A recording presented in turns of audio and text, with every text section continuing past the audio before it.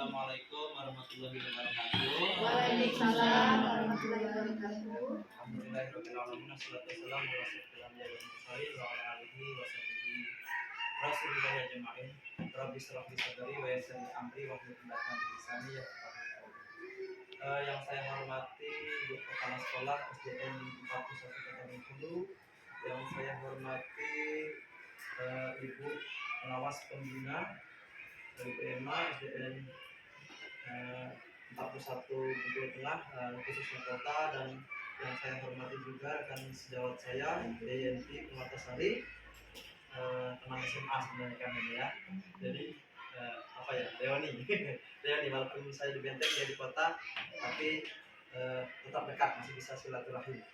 Kami sudah 2 tahun Bapak Ibu berkolaborasi seperti ini. Alhamdulillah dipercaya oleh orang pusat untuk mensosialisasikan, menyebarkan praktek baik.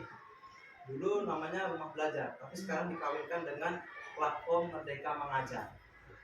Ya. Nah, mengapa itu penting Bapak Ibu? Berdasarkan riset teknologi, ya, pemakaian teknologi di Indonesia itu sebenarnya meningkat.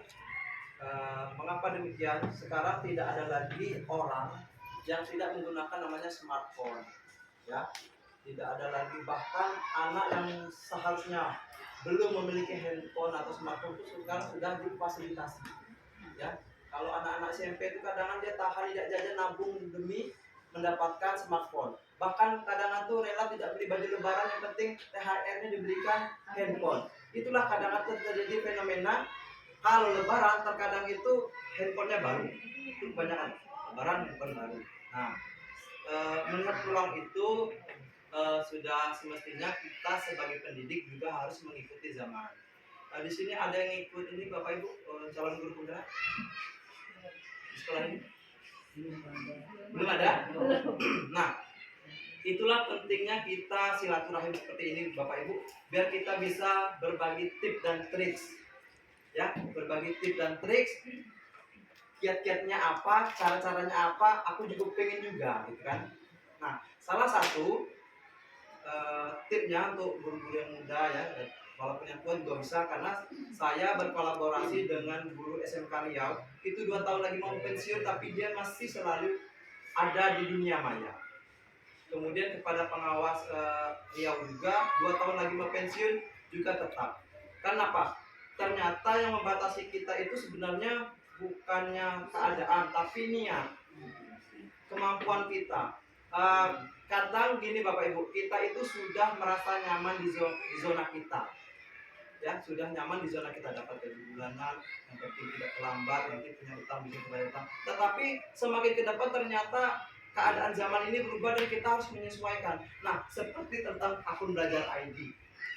Dulu pada saat pertama kali di gencar-gencarkan itu, kita tuh seperti apa sih belajar ini? Gak usah lah, pas terakhir-akhir kepala sekolah suruh mendownload namanya rapor pendidikan, pening, tidak tahu, paling ke dinas, mana Bu akun belajar ID-nya? Nah, tidak tahu, dapat operator dulu, saking tidak pernahnya dibuka. Nah, bahkan untuk sekolah penggerak itu syaratnya kepala sekolah harus aktif namanya akun belajar ID. Kalau itu nggak ada, pasti ditolak. Karena syarat-syarat untuk menguploadnya itu termasuk fakta integritas Bapak Ibu, ya, itu harus dari sana pembelajar ini. Jadi mulai saat ini untuk rekan-rekan yang memiliki akun belajar ini, tolong diaktifkan, tolong dicatat passwordnya. Kalau perlu di handphone itu ada screenshotnya atau emailnya atau passwordnya itu dimasukkan ke dalam kontak handphone kita. Jadi pada saat kita mau mencari nanti belajar ID, passwordnya sudah ada di situ. Itu tips dan triknya agar kita tidak lupa. Kalau kita kadang ya lah, aku catat di buku ini, ternyata buku yang sekarang kita pegang kemarin itu sudah nggak tahu di mana ya kemarin itu. Karena kita kadang mencatat suatu hal itu di sembarang buku, bukan buku yang ibarat kata kita buat sakral, gitu kan. Nah, biasanya kan guru itu ada seperti agenda. Di buku agenda itu jangan di buku istilahnya tuh antara penting nggak penting, ya. Apalagi kalau untuk coret-coretan, untuk catatan biasa. Itu kita. Kemudian untuk mudah-mudahan masih ada angkatan ke depannya ya, sekolah ini masuk ke dalam guru sekolah penggerak. Itu tidak terkait Bapak Ibu, rajin-rajinlah mengikuti kegiatan di sebuah komunitas maupun itu KKG, pelatihan, ya. Di sini yang masih muda itu menjadi tutor teman sebaya atau teman sejawat, ya. Dan mengikutilah kegiatan-kegiatan di luar sekolah yang bisa dikerjakan pada saat kita sudah di rumah gitu ya. Pulang sekolah sore hari, karena sertifikat trailer itu sangat-sangat diutamakan. Jadi nanti ada pertanyaan seperti ini, apa sih tujuan Bapak Ibu mendaftar menjadi guru penggerak? Apa pengalaman Bapak Ibu yang telah menggerakkan rekan-rekan? Kalau kita tidak pernah mengikuti itu, kita mau cerita apa Bapak Ibu? Ya kan? Lalu nanti apa buktinya? Nah, buktinya itu biasanya dalam bentuk sertifikat, piagam. Ini masih banyak juga yang nonton kayaknya itu ya. Jadi Foto bisa, Pak. Ibu Emma kemarin lulus menjadi, ini pengalaman pribadi. Saya belum pernah menjadi fasilitator Bapak Ibu. Tetapi waktu tes kemarin, Ibu Emma kan membina guru, melatih guru. Itu cukup foto saja berapa foto. Ya. Saya lulus Bapak Ibu menjadi fasilitator nasional. Ya, gini, kalau Ibu Ima itu statusnya dia pengawas. Kalau pengawas otomatis dia akan men-trainer Bapak Ibu. Sebenarnya itu pengawas itu trainer dia itu. Iya. Begini loh cara membuat RPP yang benar. Begini loh cara membuat pembelajaran yang interaktif dan inovatif. Seperti itu. Secara tidak langsung SK pengawasnya itu sebenarnya sudah trainer gitu ya. Itu Tapi satu. kalau kita sebagai guru apa? Mas, satu lagi pengalaman Ibu Nian.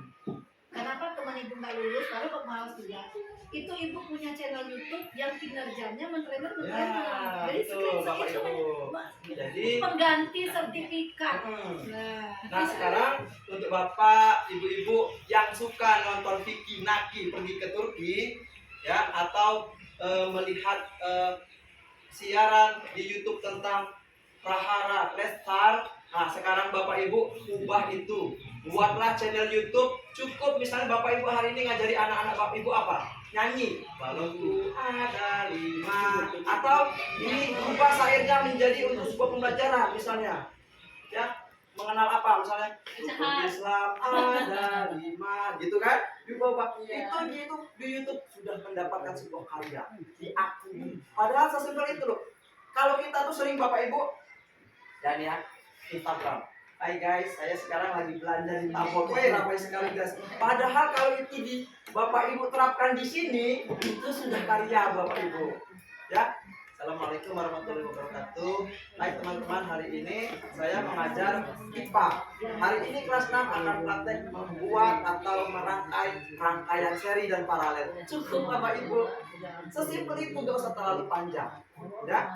Pada saat nanti anak-anak memakai sedikit, ya, sedikit nanti disatuin upload sudah sebuah karya. Termasuk misalnya di sini nanti anak-anak lulusan ya, yuk kita jalan-jalan. Nah rangkaian jalan-jalan itu tadi divideokan, masukkan YouTube, sebuah karya bapak ibu.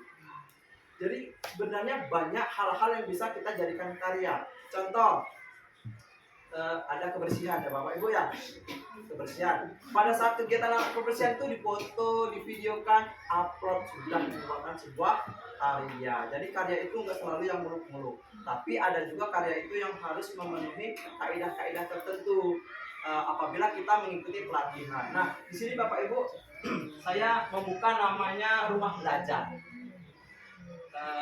Saya tidak mengajari bapak ibu, tidak mempergurui, karena saya sadar sesadar-sadarnya di sini banyak guru senior yang sudah banyak makan asam garam duluan dari saya, lahir duluan dari saya.